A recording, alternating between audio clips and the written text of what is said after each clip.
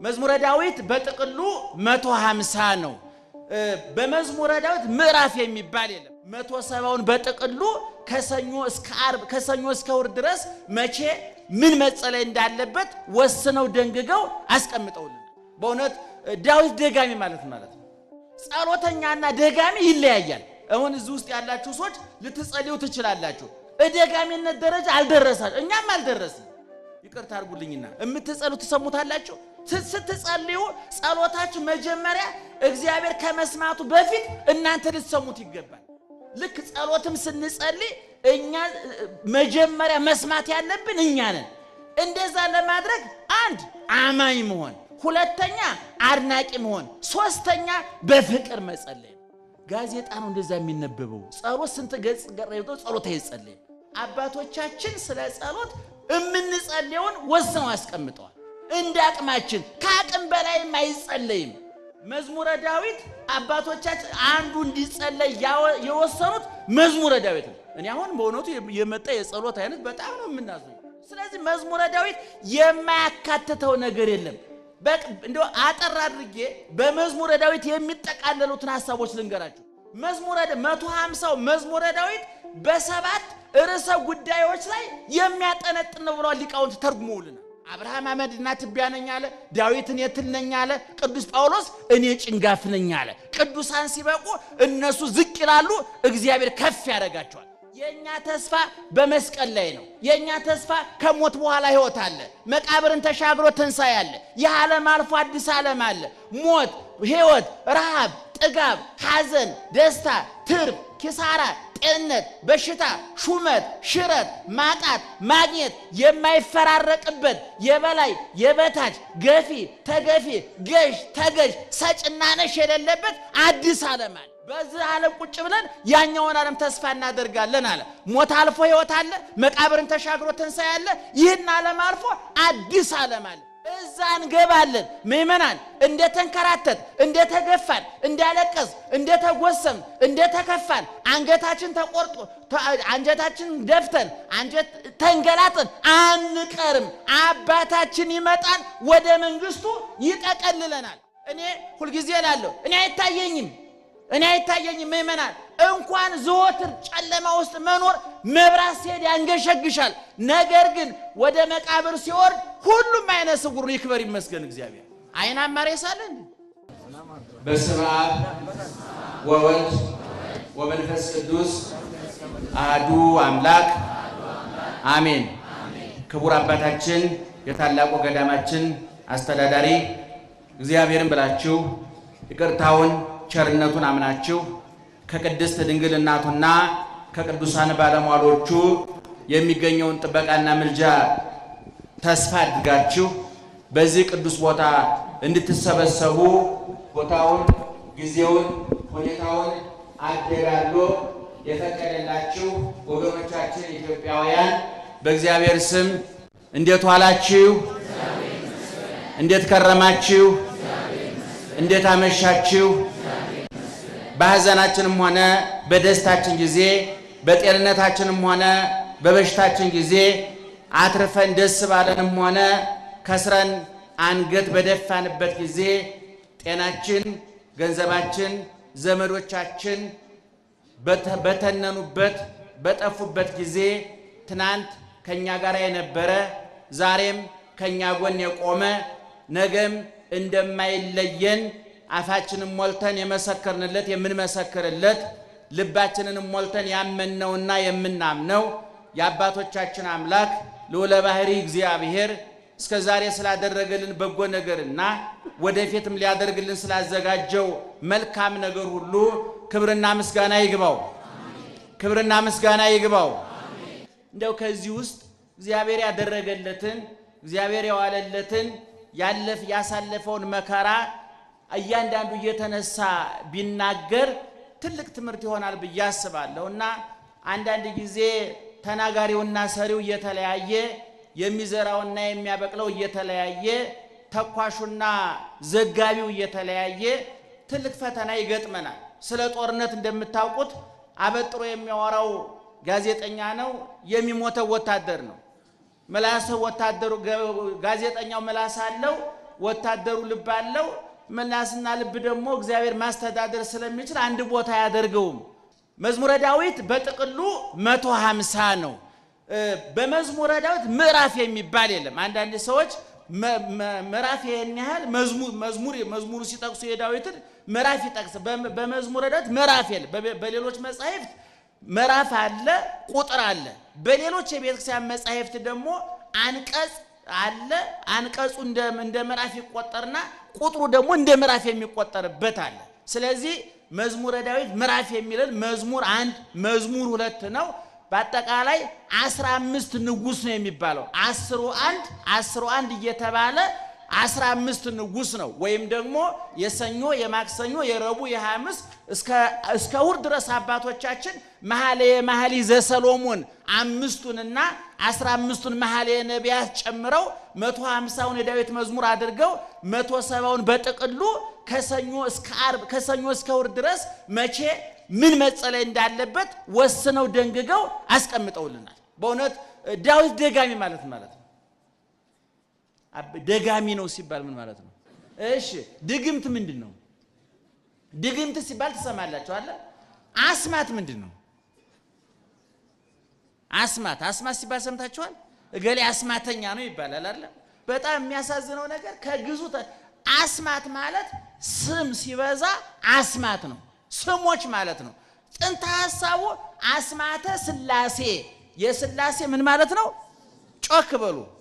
አስማተ መላእክት የመላእክት ስሞች የኢየሱስ ክርስቶስ አስማተ ክርስቶስ ብንል የክርስቶስ ምን ማለታችን ነው? ስሞች ማለታችን ነው። ጠንቋዮቹ እነዚህ አጭበርባሪዎቹ ስሙን ደግሞ ደጋግሞ በመጥራት የሰውን ጆሮ በማደንዘዝ ሰውየው ጆሮው ሲደነዝዝ ኪሱ መግባት ነው ዓላማቸው፣ መቀማት ነው ዓላማቸው። ግን ጥንተ ሐሳቡ አስማት ማለት ስም ያለው ሲበዛ አስማት ነው። አስማተ ሥላሴ ጽሑፍ በከተማ ርዕሱ ይላል። የሥላሴ ስሞች በራሱ ላይ ተጽፎበታል ማለት ነው። ድግምት ደጋሚ ማለት በቤተ ክርስቲያናችን ጸሎተኛና ደጋሚ ይለያያል። አሁን እዚህ ውስጥ ያላችሁ ሰዎች ልትጸልዩ ትችላላችሁ። ደጋሚነት ደረጃ አልደረሳችሁ፣ እኛም አልደረስንም። የጥንት አባቶቻችን ደጋሚዎች ናቸው። ምን ማለት ነው? ለምሳሌ በጣም በምታውቁት ለመናገር ብሞክር አቡነ ዘበሰማያት ይችን ብቻዋን 12 ጊዜ ይሏታል። ይትቀደስ ስምከ ይሄን 12 ጊዜ ይሉታል። ስለዚህ ምን አደረጉት ማለት ነው? አቤት ደጋገሙት ማለት ነው። አንዷን ቃል እየደጋገሙ እስከ 21 እስከ 49 ድረስ አንዷን ቃል በመደጋገም ይጸልያሉ። ስለዚህ አባገለ ዳዊት ደጋሚ ናቸው ይባላል። ውዳሴ ማርያም ደጋሚ ናቸው ይባላል። እየደጋገመ የሚጸልየውን የሚያዳምጥ ማለት ነው። ምእመናን የምትጸልዩትን ትሰሙታላችሁ? ይቅርታ አድርጉልኝና የምትጸልዩት ትሰሙታላችሁ? ስትጸልዩ ጸሎታችሁ መጀመሪያ እግዚአብሔር ከመስማቱ በፊት እናንተ ልትሰሙት ይገባል። ምን ማለት ነው ይሄ? አንዳንድ ሰው ይጸልይ ምን ያደርጋል? እንኳን እግዚአብሔር እኮ ራሱ አልሰማውም። ይገርማችኋል። መጀመሪያ ጸሎታችን ልንሰማው የሚገባው ማን ነው? ጮክ ብላችሁ ንገሩኝ። ማን ነው ልንሰማው የሚገባው? እኛ ነን። እኛ ሰምተን አጣርተን ነው ካፋችን የወጣው ጆሮአችን ደርሶ በጆሮአችን በኩል ወደ እግዚአብሔር ያደርጋል። መስማት የተሳናቸው ሰዎች አይታችሁ እንደሆነ ንግግራቸው ለምንድን ነው የሚበላሸው? አይታችኋል? መስማት የተሳናቸው ወንድሞቻችን አሁን ልክ ጆሮአቸው መስማት ሲያውቁ ንግግራቸው ይበላሻል። ለምንድን ነው? የሚናገሩትን ስለማይሰሙት አረጋግጠው አይልኩትም ወደ ሌላ ሰው። ልክ ጸሎትም ስንጸልይ እኛ መጀመሪያ መስማት ያለብን እኛ ነን። እንደዛ ለማድረግ አንድ አማኝ መሆን፣ ሁለተኛ አድናቂ መሆን፣ ሶስተኛ በፍቅር መጸለይ ነው። ልክ እግዚአብሔር ፊት ሲቆም አንድ ሰው አሁን የቆምኩት እግዚአብሔር ፊት ነው። በጽባህ እቀውም ቅድሜከ ዋስተርኢ ለከ በጧት በፊት እቆማለሁ አለ ቅዱስ ገብርኤልም ለዘካርያስ። በእግዚአብሔር ፊት የምቆመው እኔ ማን ነኝ አለ? ገብርኤል ነኝ አለ። በእግዚአብሔር ፊት ነው የቆምኩት፣ አባቴ ፊት ነው የቆምኩት። የተቸነከሩ እጆቹን የተቸነከሩ እግሮቹን በጥፊ የተመታ ፊቱን አሞት ኮምጣጤ የጠጣ አፉን፣ ምራቅ የተጠፋበት ፊቱን፣ የሸዋግ የተደፋበት ራሱን ከራስ ጸጉሩ እስከ እግር ጥፍሮቹ የተቀበለውን መከራ እያያችሁ በፍቅር ስትዋጡ አይሰለቻችሁም? አንዳንድ ሰው እኮ መዝገበ ጸሎት ይዘል ትልቁን መዝገበ ጸሎት የመጀመሪያ ሰሞን አይታወቀው ወረት ላይ ስለሆነ እየሰለቸ ሲመጣ ምን ያደርጋል? እስቲ ቆይ ስንት ገጽ ቀረኝ? ውይ ጋዜጣ ነው እንደዛ የሚነበበው። ጸሎት ስንት ገጽ ቀረኝ? ጸሎት አይጸልይም። ስለዚህ በአባቶቻችን ዳዊት ደጋሚ ማለት እየደጋገሙ የሚጸልዩ ማለት ድግምት ማለት መልሶ መላልሶ የሚደገም ማለት ነው። በዛ በመጥፎ በኩል ደግሞ ቅድም እንደነገርኳቸው ጨጨጨጨ ዘዘዘዘዘ እያሉ ፊደል እያጋጩ ይህን የማያውቀውን የዋህ ሕዝብ በአቋራጭ መክበር የሚፈልገውን ገንዘቡም ግንዘም የተሰለበውን ሕዝብ ፊደል በመደርደር ይገፉታል፣ ይሰርቡታል። እነዛ ፊደል በመደጋገም ስለሚያታሉ ደጋሚዎች ይባላሉ። አባቶቻችን ግን አባገሌ ዳዊት ደጋሚ ናቸው፣ አቡነ ገሌ ዳዊት ደጋሚ ናቸው ማለት ምን ማለት ነው? ከመጸለይ ደረጃ አንድ ከፍ ብለዋል ማለት ነው። ስለዚህ መዝሙረ ዳዊት 150 ነው ብያቸዋለሁ። በመዝሙረ ዳዊት ቅድም እንዳልኳችሁ አባቶቻችን ስለ ጸሎት የምንጸልየውን ወስነው አስቀምጠዋል። አንደኛ መዝሙረ ዳዊት፣ ሁለተኛ ውዳሴ ማርያም። እንደ አቅማችን ከአቅም በላይም አይጸለይም። አንድ ምዕመን 2 ሰዓት 3 ሰዓት ተገትሮ መጸለይ አይጠበቅበትም። ለምሳሌ ጧት ክፍለ ሀገር 62 ሰው ጭኖ የሚሄድ ሹፌር ሌሊቱ ሙሉ ተገትሮ አድሮ ጸሎተኛ ነኝ ብሎ እያንቀላፈ መኪና ቢገለብጥ ማን ነው ተጠያቂው? ማነው ተጠያቂ? ራሱ ነው። ለጥ ብሎ አድሮ ጧት ተነስቶ ፊት ታቦ ጌታዬ በሰላም አድርሰኝ ብሎ መኪናውን መንዳት ነው። መነኩሴው በአንጻሩ ደግሞ እግዚአብሔር ያውቃል ለጥ ብሎ ጧት ተነስቶ ደግሞ በሰላም ወለዴ ፌዝ ይባላል፣ ቀልድ ይባላል። ሁሉም ምድብ አለው። እየሰማችሁ ነው? ምድብ አለው። ስለዚህ በመዝሙረ ዳዊት አባቶቻችን አንዱ እንዲጸለይ የወሰኑት መዝሙረ ዳዊት ነው። እኔ አሁን በእውነቱ የመጣ የጸሎት አይነት በጣም ነው የምናዝነው። እኔ ባረቶስ የሚባል ጸሎት መጥቷል። ያልመጣ ጉድ የለም። መጀመሪያ የበላችሁ ያቀራታል በላይ ጉርሷታል ብላ ማረኛል። መጀመሪያ የተመደቡ ጸልዩት እስኪ ዳዊት መጽሐፍ ቅዱስ ውስጥ ያለ ዳዊት 150 ብቻ አይደለም። ሊቃውንተ ቤተ ክርስቲያን ከብሉይ ኪዳን ዳዊትና ኢሳይያስ ባይኖሩ ብሉይ ኪዳን ባዶውን ይቀር ነበረ። ከሐዲስ ኪዳን ቅዱስ ጳውሎስ ባይነሳ ከሊቃውንት ቄርሎስና ዮሐንስ አፈወርቅ ባይነሱ ትርጉም ያጣ ነበር ይላል። ስለዚህ መዝሙረ ዳዊት የማያካትተው ነገር የለም። እንደው አጠር አድርጌ በመዝሙረ ዳዊት የሚጠቃለሉትን ሐሳቦች ልንገራችሁ። መዝሙረ 150 መዝሙረ ዳዊት በሰባት ርዕሰ ጉዳዮች ላይ የሚያጠነጥን ነው ብለው ሊቃውንት ተርጉመውልናል። እኔ አይደለም የምነግራችሁ፣ ትርጓሜ ቤት ሊቃውንት ያስተማሩት ነው የምነግራችሁ። 150 መዝሙረ ዳዊት በሰባት ርዕሰ ጉዳዮች ሊጠቀለል ይችላል። ሰምታችሁኛል? በስንት አልኳችሁ? አቤት በሰባት። አንደኛ መዝሙረ ዳዊት ውስጥ ፍቅር አለ። አፍቅሮ ጸሎት፣ ጠላትን መውደድ፣ ከቂም ከበቀል የነጻ ጸሎት መጸለይ። አንሰ አቀብኩ ፍናወ እጹባተ 16ኛው መዝሙር ላይ እንዲህ የሚል ቃል ተጽፏል። አንሰ አቀብኩ ፍናወ እጹባተ ጭንቅ የሆነውን መንገድ ጠበቅኩኝ ማለት ምን ማለት ነው? ጠላቴን እጄ ላይ ጥሎልኝ ተውኩት ማለት ነው። በመጽሐፈ ሳሙኤል ቀዳማዊ ምዕራፍ 23 ላይ ስትመለከቱ ዳዊት ሳኦል እያሳደደው በረሃ ገብቶ ነበረ ሸፍቶ። በኋላ ሳኦል ዳዊትን ለማደን 3000 የሰለጠነ ወታደር የታጠቀ ወታደር ይዞ ዳዊትን ለማሳደድ ወደ በረሃ ገባ።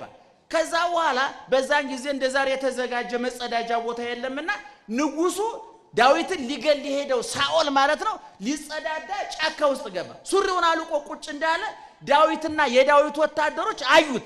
እንግዲህ ልብ አድርጉ፣ ሱሪውን አልቆ ቁጭ ያለ ንጉስ ለማጥቃት ከባድ ነው ምእመናን? ንገሩ። ከባድ ነው አይደለም። በጦር ወርውሮ መግደል ይቻል ነበር። በኋላ ዳዊት አየው። ወታደሮቹ ምን አሉ? እግዚአብሔር ዛሬ ጠላትህን እጅህ ላይ ጥሎልሃል፣ በአንድ ውጊያ አስቀረው አሉት።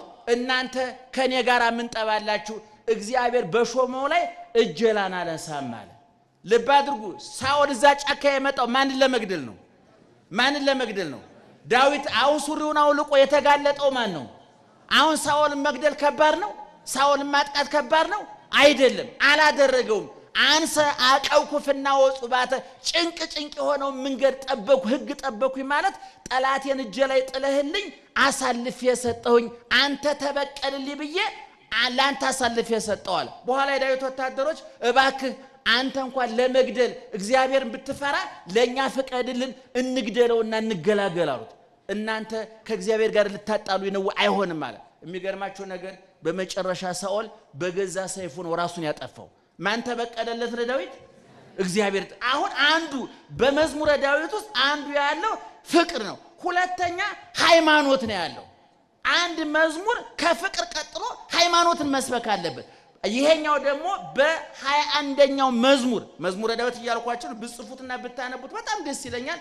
መዝሙር 21 በቅንፍ 22 ላይ ማየት ትችላላችሁ። አምላኬ አምላኬ ነጽርን የሚለው ዳዊቱ ቁጥር 6 ላይ እምከርሰ እሜ አንተ አምላኬ ከናቴ ማህፀን ጀምሮ አንተ አምላኬ ነህ። ላይሌ ከተገደብኩ ማህፀን ከናቴ ማህፀን ጀምሮ ባንተ ላይ ተጣይኩ ኪያ ከተወከልኩ እንዘሃሎኩ ስታጥባተ ሜ የናቴን ጡት እየጠባው ሳለ ባንተ አመንኩኝ አለ። ይሄ ሃይማኖት ነው። ከናቱ ማህፀን ጀምሮ ከአባቱ አብራክ ተከፍሎ በእናቱ ማህፀን ተዘርቶ ሰኩኖ ቅርጽ ይዞ ከመውጣቱ በፊት ጀምሮ በማን ያምን ነበር? በእግዚአብሔር ያምን ነበር። ስለዚህ ሁለተኛ ሃይማኖት፣ ሶስተኛ ትህትና አለ በመዝሙረ ዳዊት ውስጥ ትህትና። አንሰ እፄ ወአኮ ሰብ በመዝሙረ ዳዊት አሁንም በዛው በ21ኛው መዝሙር ላይ አንሰ እፄ ወአኮ ሰብ እኔ ትል ነኝ እንጂ ሰው አይደለሁም አለ። ማን ነው ያለው? ጮክ ብላችሁ ንገሩኝ። ማን ነው ያለው? ዳዊት ምንድነው?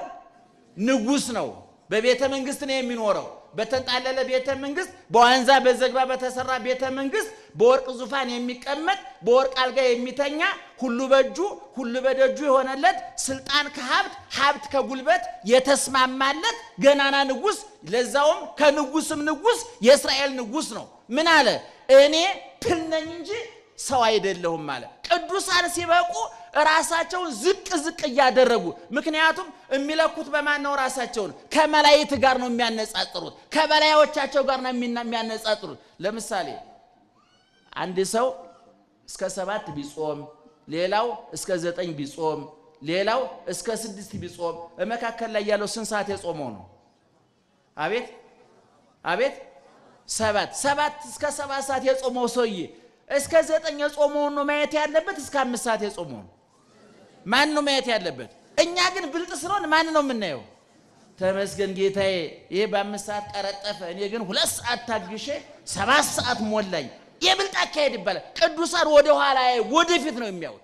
ቅዱሳን ሲበቁ እነ ሚካኤልን እነ ገብርኤልን ረቂቃኑን ስለሚያዩ ትህትና ከትህትና ወደ ትህትና ነው የሚሉት። ቅዱስ ጳውሎስ በቆሮንቶስ 15 ላይ ወድኅረ ኩሎሙ አስተርአየኒ ሊተኒ ዘመስል ጻይጻ ለተላላቆቹ ሐዋርያት ከተገለጠ ከታየ በኋላ በመጨረሻ ለጭንጋፉ ለኔ ተገለጠልኝ አለ።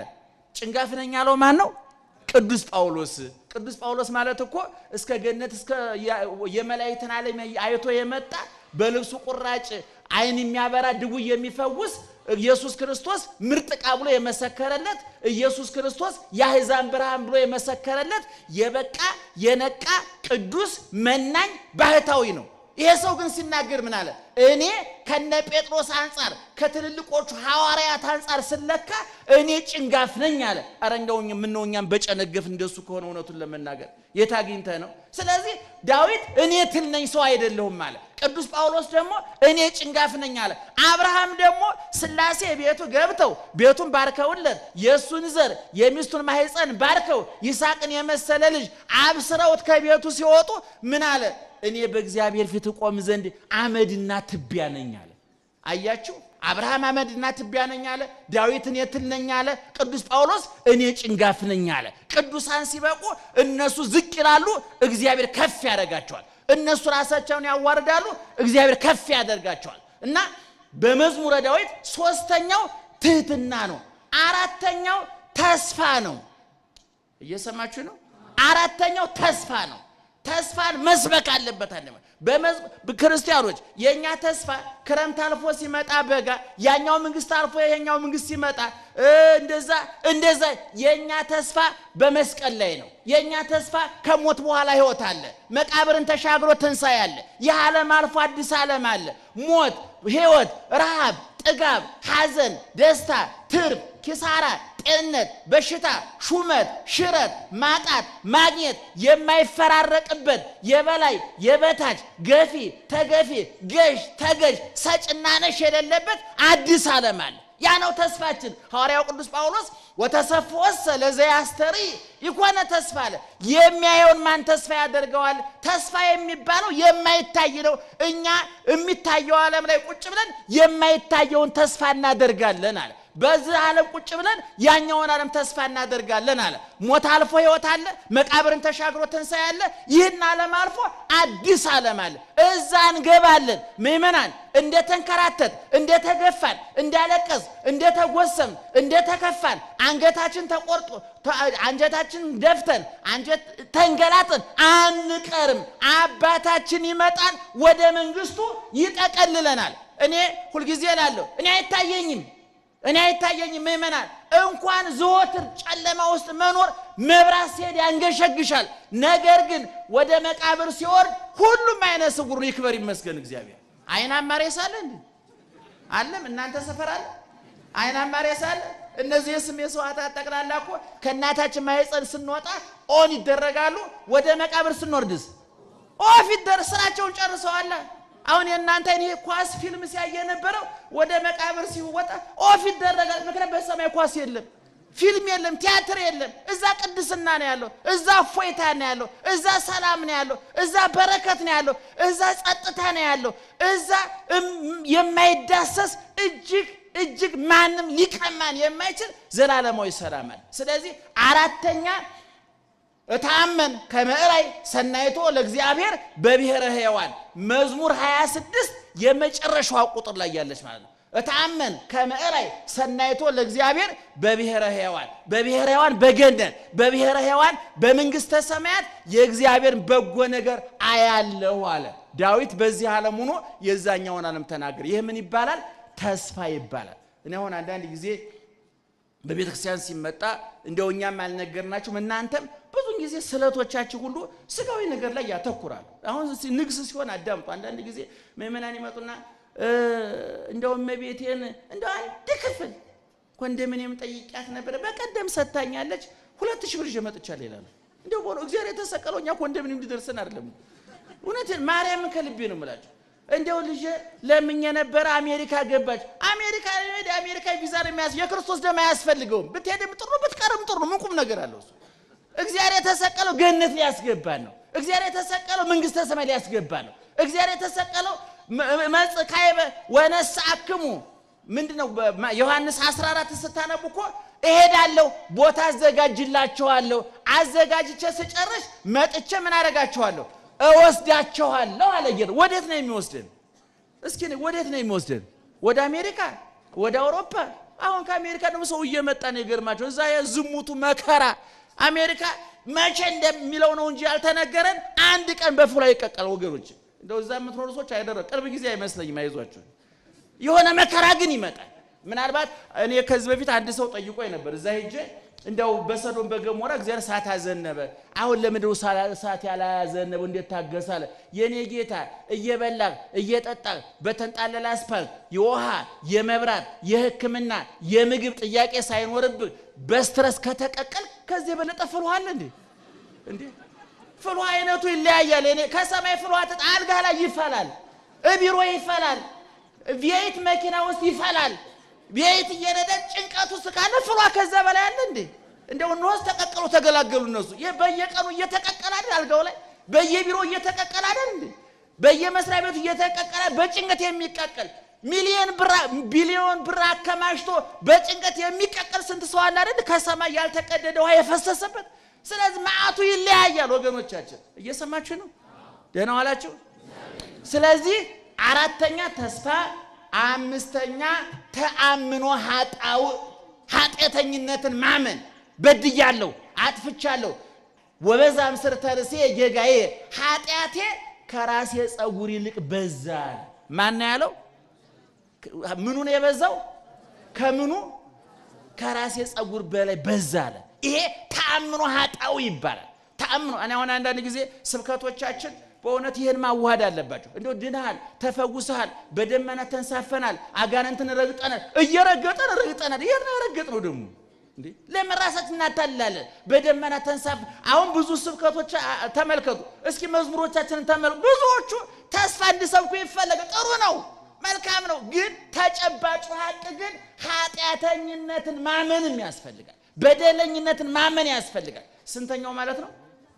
አቤት ስድስተኛ የአምስተኛው ተቃራኒ ኃጢአተኝነታችንን ካመን በኋላ ደግሞ ስድስተኛው ምንድነው? ህጽበኒ ወአንጻሐኒ እምኃጢአቴ ከኃጢአቴ እጠበኝ፣ አንጻኝ፣ ንጹህ አድርገኝ። ልክ ኃጢአተኝነታችንን ካመን በኋላ ደግሞ ይቅርታ ስናገኝ ደግሞ ንጹህ ሁኛለሁ፣ ተቀድሻለሁ። እንደ አንድ ሰው ንስሐ ኃጢአት ሰርቶ ወደ ቤተክርስቲያን ሲሄድ ወደ ንስሐ አባቱ ሲሄድ እየጨነቀው እየቀፈፈው ፊቱ ተኮሳትሮ ሊሄድ ይችላል። ንስሐ ገብቶ ኃጢአቱ እግዚአብሔር ይፍታ ተብሎ ሲመለስም እንደዛው ጭጋጋማ ፊት ይዞ ከተመለሰ ልክ አይደለም ማለት ነው። ልክ አይደለም። ንስሐ ገብቶ ኃጢአቱ እንደተሰረየለት ማመን አለበት፣ እንደተቀደሰ ማመን አለበት። በሉቃስ 7:25 ላይ ያለችው ሴቱ አይታችኋታል አይደል? ስትመጣ ሽቶዋን ይዛ ጸጉሯ ተመሳቅሎ ፊቷ ተጨማዶ ልብሷ ተዝረክርኮ በእውነት እኔ አመጣጦ ስዕሏን ሁሉ ስራዋለሁ ቁጭ ብዬ በሩን እንኳን ለማንኳኳት ጊዜ አልነበራትም። በርግዳው ገባች። ለመናገር ጊዜ አልነበራትም። ካንደበቷ ይልቅ አይኗ ተከፈተ፣ እንባዋ ፈሰሰ። እንባዋና ሽቶዋ ተቀላቅሎ ፈሰሰ። ልቧና ብልቃጡ እኩል ተሰበረ። በዛ የሐር ነዶ በሆነ እስራኤላዊ ጸጉር ነው። በዛ የሐር ነዶ በሆነ ጸጉሯ የክርስቶስ እግር ጠረገችበት። ክርስቶስ ምን አላት? ልጄ ኃጢአትሽ ተሰረየልሻል፣ በሰላም ሂጂ። ቅድም ስትመጣ አይታችኋታል። ስሏ አይታይ እንደው ከዛ ጋር ሳሯ ይው እየመጣች ይገርማችኋል። ጸጉሯ ተንጨባሮ ፊቷ ተጨማዶ ልብሷ ተዝረክርኮ አቅሏን ስታ ሽቶውን ተጸይፈው እንደ አርጋ ነው ይዘ የመጣች። ያው ውድ ሽቶ ይገርማ። ያን ሽቶ እየተቀባች እኮ ብዙ ወንድ ገደል ጨምራበታለች። አሁን ተጸየፈችው፣ አንገሸገሻት፣ እጅ አላት። ከዛ በኋላ ስትወጣ ግን ፊቷ አብርቶ ተለውጣ ተቀይራ ታዲሳ ዛሬኛ ለትምህርት እንዲመቸን የተዘጋ ፋይሏን እያገላበጥ ዘመዋን እንላታለን እንጂ ዛሬ በገነት ከነ አብርሃም ከነ ይስሐቅ ከነ ያዕቆብ ከነ ቅዱስ ገብርኤል ከነ ቅዱስ ሚካኤል ጋር እየዘመረች ነው ያለችው። ታጥባ ተቀድሳ ተለውጣ አዲስ ሴት ሆናለች። ስለዚህ ኃጢአተኝነትን ማመን ተገቢ ነው፣ ይቅርታን ማመን ተገቢ ነው። ስንተኛ?